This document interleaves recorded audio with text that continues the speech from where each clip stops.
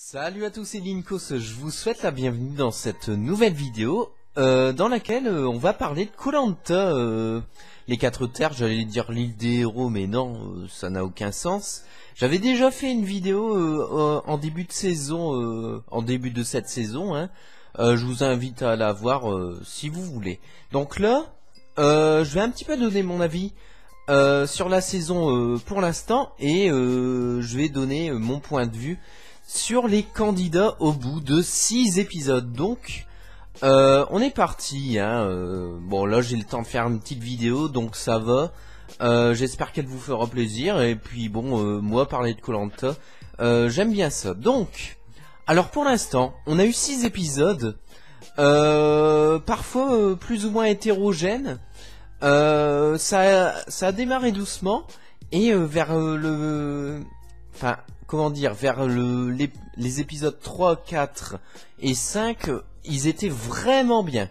Et à l'épisode 6, on est un petit peu retombé parce que bon, on est retourné dans du classique équipe à 2 quoi, vu que avant c'était à 4 équipes, mais j'ai envie de dire ça change un petit peu et ça permet de changer de rythme justement parce que bon, suivre 4 équipes, c'était pas forcément évident, même si bon, du coup ça nous permettait de découvrir un peu plus leur culture, leur tradition et tout ça, et puis voilà quoi. Mais là, à 2 équipes, ça va nous permettre aussi de voir un petit peu plus certains candidats se révéler parce que il y a encore trop de candidats qu'on connaît mal. Je pense par exemple à, je sais pas moi, Angélique, qui s'est renommée Fantomas d'ailleurs sur les réseaux sociaux, hein. Elle joue de ça. Avant on la connaît pas trop, même si on a vu son portrait. Fabrice, Joaquina, enfin, il y a des candidats, tu sais pas ce qu'ils pensent vraiment au fond d'eux.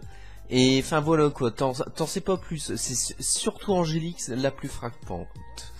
Donc voilà, c'est dommage aussi que du coup on est revenu à 2 équipes. C'est l'île de l'exil a été mis de côté. Peut-être que, j'espère en tout cas que pour la suite de la saison, elle refera son apparition parce que ça permettait de voir vraiment les candidats, les aventuriers en difficulté et du coup, en pensant à cette île de l'exil, ça permettait de voir certains candidats s'affirmer et en plus pour après se dépasser dans les épreuves d'immunité parce que tu vas à l'île de l'exil mais pour autant tu ne veux pas aller au conseil et c'était ça surtout qui était beau avec l'équipe de l'Est, les Verts quoi. L'équipe de l'Est hein, qui est beaucoup appréciée aussi d'ailleurs. Ce qui est normal, hein. Enfin, il y a des candidats assez atypiques, j'ai envie de dire. Bon, niveau stratégie, c'est pas ça parce que les gens là, ils sont beaucoup plus en mode collectif, en mode au mérite. Après voilà, t'as Adrien surtout qui a voulu faire peut-être trop de stratégie, trop tôt peut-être, et pas forcément avec les bonnes personnes, et pas forcément avec la même vision de jeu que lui. Du coup, il aurait dû s'adapter aux autres en fait, en termes de stratégie. Après, il avait que malheureusement dans les épreuves et dans le camp, il en faisait pas une. Sinon, au niveau survie, on en voit beaucoup du fait que les candidats, ils ne soient pas vraiment très expérimentés, même s'il y en a quelques-uns de débrouillards, hein. Je pense à Mathieu, qui a été éliminé, hein. Je pense aussi à Fabrice, à Sébastien. Fabrice et Sébastien d'ailleurs, ils forment un duo, maintenant, qu'on a vu dans le dernier épisode. Enfin voilà.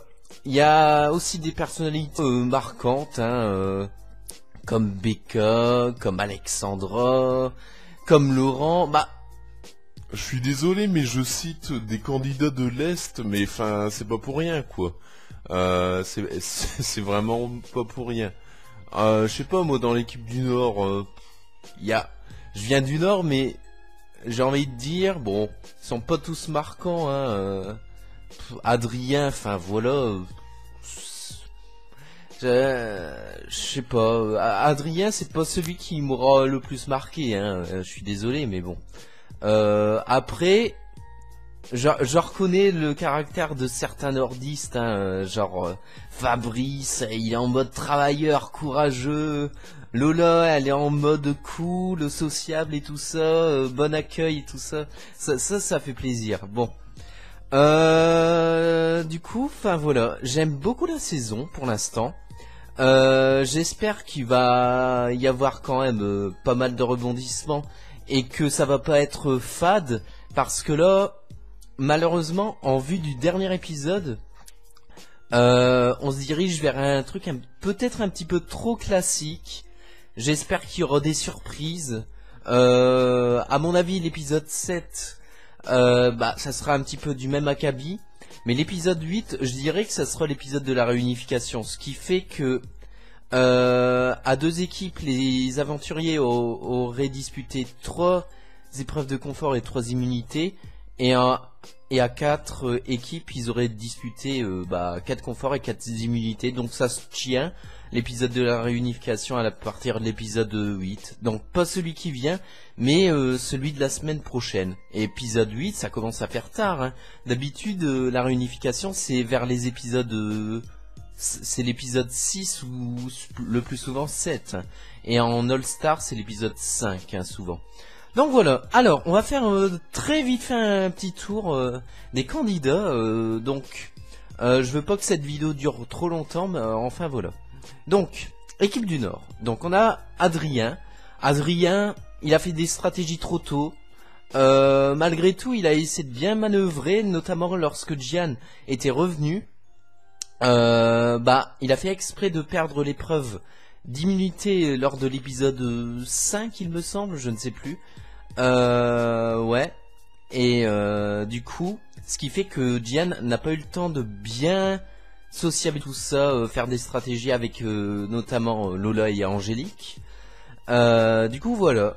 Mais malheureusement, lors de la reconstitution des deux équipes, Adrien, il a trop foncé dans le lard. Donc voilà, ce qui explique son élimination, et les autres ne sont pas dupes. Hein. Ils ont vu leur manège alors qu'Adrien, il s'en est même pas rendu compte. Enfin, pour quelqu'un qui se définit de stratège, malheureusement, il y a des choses à revoir. Hein. Déjà, dans Koh-Lanta, se définir stratège, il faut pas le dire devant les autres. Il faut pas essayer de manœuvrer. Il faut pas que ça se écrit stratège. En fait, tout le monde doit être stratège un minimum. Mais chacun a sa stratégie. Mais quand tu écris stratège, quand tu te définis stratège, tu te grilles tout seul parce que tu sais que tu n'hésiteras pas à trahir et les gens, c'est pas forcément ce qu'ils souhaitent au début de l'aventure. Après, certes, c'est bien de faire des plans sur la comète pour aller loin, mais il faut penser à l'instant présent et en mode en équipe. Tu peux pas penser en individuel, quoi. C'était trop tôt. Je sais pas si si vous voyez ce que je veux dire, mais voilà. J'ai fait une grosse partie sur Adrien. Ensuite Lola, je l'aime bien, elle est positive, pétillante, souriante, pas mauvaise dans les épreuves, pas non plus la meilleure. Elle a un collier d'immunité. Elle ne s'en s'est pas servie malgré qu'elle était légèrement en danger, bien qu'elle soit appréciée quand même dans sa nouvelle équipe. Donc, je pense qu'elle peut aller loin, voire très loin. Ensuite, on a son allié Angélique, alias Fantomas, qu'on ne voit jamais. Voilà. Elle est de bonne volonté, elle est pas mauvaise sur les épreuves. On l'avait vu notamment sur l'épreuve des bambous. Voilà. Ensuite, Fabrice. Fabrice, c'est quelqu'un qui se fait pas trop, qui se fait un petit peu petit, mais qui en a quand même dans le capot sur les épreuves. Il est pas mauvais, il a de la ténacité pour son âge. Alors après je dis pour son âge, mais 54 ans c'est vraiment pas vieux, hein, il faut pas abuser. Il a de la ténacité pour son âge et je souhaite qu'il aille loin. Et il a l'air vraiment débrouillard. Et je pense qu'il veut nourrir sa tribu comme ça, un petit peu comme Sébastien. On aura besoin de lui pour manger. Et du coup, ça peut être une forme de stratégie pour pas qu'il soit éliminé. Ensuite, on avait Samuel. Samuel, malheureusement, lui qui était coach mental, il avait un bon potentiel sur les épreuves et même mentalement pour le collectif. Malheureusement, son talon d'Achille n'a pas tenu, il s'est fait éliminer. On a encore qui? Je vais parler de Marie-France, vu qu'elle s'était fait être éliminée au premier conseil, mais je vais parler d'où elle appartenait à l'origine. Donc Marie-France, ouais. Comment dire, en fait moi je l'aime bien Marie-France. Vous allez trouver ça étonnant, mais j'aime bien ses idées, sa façon de s'exprimer en fait. Et niveau stratégie, peut-être qu'elle est pas si mauvaise que ça. Enfin, en fait elle voit clair au jeu des autres. Donc voilà, moi je la déteste pas Marie-France. Franchement, je la déteste pas. Allez, on va passer à l'équipe du Sud. Donc, Alix qu'on n'avait vraiment pas vu, mais qui s'est révélé notamment lors de l'épreuve des koalas, hein, l'épreuve des pyloris comme l'appelle Denis, mais non, on n'appelle pas ça l'épreuve des pyloris, c'est l'épreuve des koalas. Attends, de retour, hein, qui s'est révélé notamment sur cet épisode, hein, on l'a tous compris. Elle est devenue chef de capitaine. Elle tient peut-être un peu trop à cœur son rôle de capitaine, ce qui pourrait un petit peu l'isoler des autres filles, jeunes en tout cas, parce que les autres filles jeunes sont assez proches. Et Alix veut pas forcément éliminer les filles, elle veut éliminer les garçons, et surtout qu'Aubin, c'était son allié, et Aubin est parti malheureusement. Voilà. Ensuite... on avait Mathieu. Bon, Mathieu, j'ai pas grand chose à dire sur lui, mis à part qu'il était très fort sur les épreuves, mais bon. Aubin en aura décidé autrement, il s'est fait éliminer. Bon, je fais un petit peu le tour vite parce que j'ai pas trop le temps. Ensuite, on a qui? Après Aubin, après Mathieu. Enfin, après Mathieu, il s'est bien débrouillé aussi niveau survie, hein, ouais. Mais il était peut-être trop naïf, il était peut-être trop en mode famille, tout est bisounours et tout ça. On a Sébastien qu'on ne voit pas énormément, mais voilà, il s'accroche à l'aventure. En épreuve, il est moyen. Enfin bon, voilà. J'attends d'en voir encore un peu plus de lui, tout simplement. On a Ava, mais je l'aime bien moi Ava. On la voit pas trop, elle se fait petite, discrète, mais il n'empêche qu'elle est quand même débrouillarde, hein, on l'a vu dans son portrait, mais notamment aussi lors de l'île à l'exil, là. Enfin, quand les Suds étaient partis un petit séjour. J'aime bien la petite Ava, franchement, je l'aime bien, ouais. À voir ce que ça donnera par la suite. Après, il faut peut-être qu'elle se fasse un peu plus d'alliés, même si elle a pas l'air détestée, parce que bon, il faudrait pas qu'elle s'isole, quoi. Ensuite, on a qui? Et en épreuve, ça va, voilà. Ça va, trop fort. On a encore qui? En fille, on a qui? Attendez. On avait Alix, ça va. Ah ouais, Carole. Bon, Carole, j'ai pas grand chose à dire, hein. Elle était plutôt mauvaise dans les épreuves. Socialement, c'était pas trop ça. Stratégiquement, aux F. Et voilà, c'est une Marseillaise. Et puis voilà. J'ai rien à dire. Et je n'ai rien contre les Marseillais. Je vous aime. Voilà. Mais c'est une Marseillaise. Pourquoi je dis mais c'est une Marseillaise? Peut-être qu'elle s'est trop imposée pour rien. Et qu'elle... Je sais pas. Non. Bon, c'est pas grave. On va passer à autre chose. Oh, Aubin. Ah, quel dommage. Il aurait tellement pu aller loin. Ça me fait mal au cœur pour lui. Au conseil, il sort dignement. Et quand il y a le générique de fin, bah tu le retrouves en pleurs, le pauvre. Parce que quand même, enfin niveau stratégie, bah il faisait pas, enfin c'était pas forcément vu qu'il était stratège, mais il savait sur qui compter et sur lui-même aussi.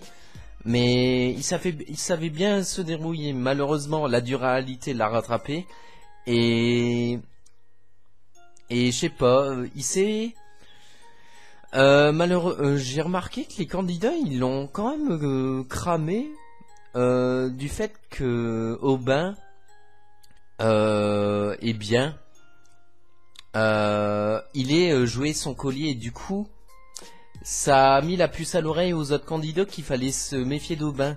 Et du coup c'est dommage qu'il l'ait révélé aux autres qu'il a joué son collier. Enfin voilà, enfin c'est Denis en fait avant d'une épreuve. Aubin il a dû le révéler en fait, il avait pas le choix. Bon, après c'était bien joué, les autres l'avaient bien pris, mais le retour de bâton fait que Aubin est éliminé quand même. Plus la voix contre lui en pénalité, ça ne l'aide pas. Et enfin on a qui? On n'a plus personne je crois, hein. J'ai tout cité, hein, Sébastien, ouais c'est bon. Ensuite équipe de l'Ouest, Brice je l'aime beaucoup, animateur radio, hein. Moi ça je connais. Il est en collectif il a la hargne mais comme pas possible dans les épreuves et ça fait plaisir. Niveau social il se débrouille plutôt bien, je vais boire un petit coup. Voilà, niveau social il se débrouille très très bien. Après peut-être que niveau stratégie il pourrait se faire avoir hein, pour plus tard, parce qu'à chaque fois quand il y a des colis il est choqué, donc peut-être que il va réagir à propos de cela. Enfin voilà, j'aime beaucoup Brice. Après on a son acolyte Dorian qui est dans l'autre équipe du coup, hein, ils sont plus ensemble. Dorian très bon aussi dans les épreuves, mais un peu plus au niveau individuel il est meilleur, même si bon on l'a pas trop vu performer, mais enfin ça dépend en fait, ça dépend. Mais lui là il va surtout souffrir de la faim parce qu'il en a parlé et j'espère que ça sera pas un prétexte pour le sortir quoi. Enfin voilà, il faudra pas trop qu'il se plaigne et il faudra qu'il se donne à fond et qu'il gagne des conforts, hein. Eh oui. Même si bon, les jeunes avaient gagné des conforts, mais pas de nourriture malheureusement. Ensuite, on avait Estelle. Estelle, elle se faisait toute petite, malheureusement, et ce qui fait qu'elle s'est pas imposée, ce qui fait que les autres en ont profité pour la tacler sur les épreuves, même si elle était pas non plus mauvaise. En fait, elle était pas non plus incroyable, mais les autres n'étaient pas incroyables non plus. C'est ça l'erreur de jugement des autres. Mais malheureusement, bien qu'elle ait joué son collier, qu'il a fait éliminer Gian, eh ben, elle est sortie quand même au conseil d'après eux, je crois. Donc dommage pour elle, mais bravo pour sa performance à l'épreuve des bambous. Et enfin, on a Jodie. Jodie, bon, j'ai pas d'attache particulière avec elle. Elle est ostréicultrice. En survie, je pense qu'elle se débrouille pas mal. En épreuve, je pense que c'est bof. Même si bon, les 2 dernières épreuves, elle attire la boule noire. Mais aux autres épreuves, on avait vu qu'elle était pas ouf, hein, quoi. Enfin voilà. J'ai pas grand chose à dire sur elle. Peut-être qu'elle est un petit peu plus isolée dans sa nouvelle équipe par rapport aux autres filles. Enfin, elle est pas isolée, mais c'est celle qui s'entend un petit peu, qui a le moins d'atomes crochus, je pense. Mais à voir, hein, peut-être que je me trompe. On a Marie-France, j'en ai parlé du coup, et enfin on a François le Basque. Ah putain, lui, son côté comique nous faisait rire. Malheureusement, il s'est blessé et tu sens que ça l'a fait chier. Enfin voilà, c'est dommage pour lui.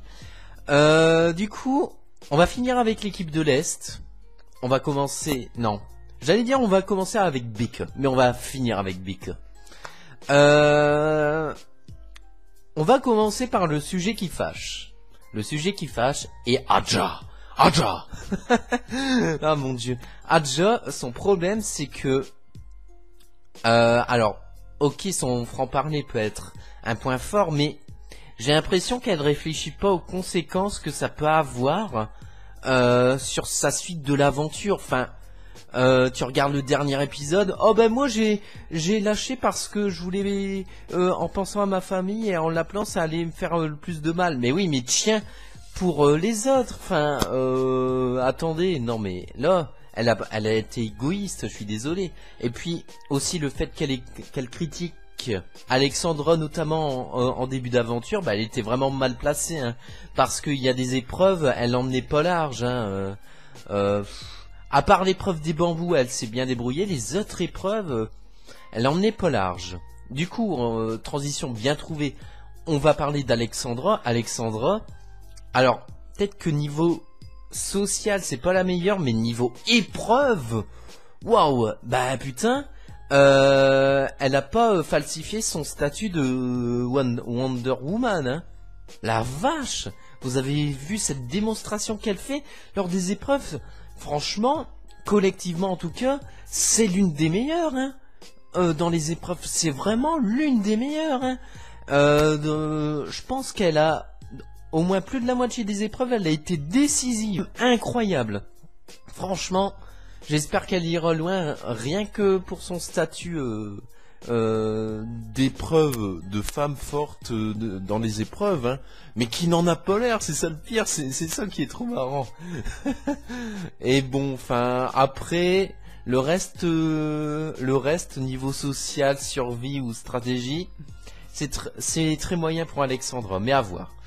On a ensuite qui, Joaquina, qu'on n'a pas trop vu. Bon, c'est une femme qui se bat pour ses enfants et tout ça. Tant mieux pour elle, mais à voir ce que ça donnera pour elle. J'ai pas grand chose à dire.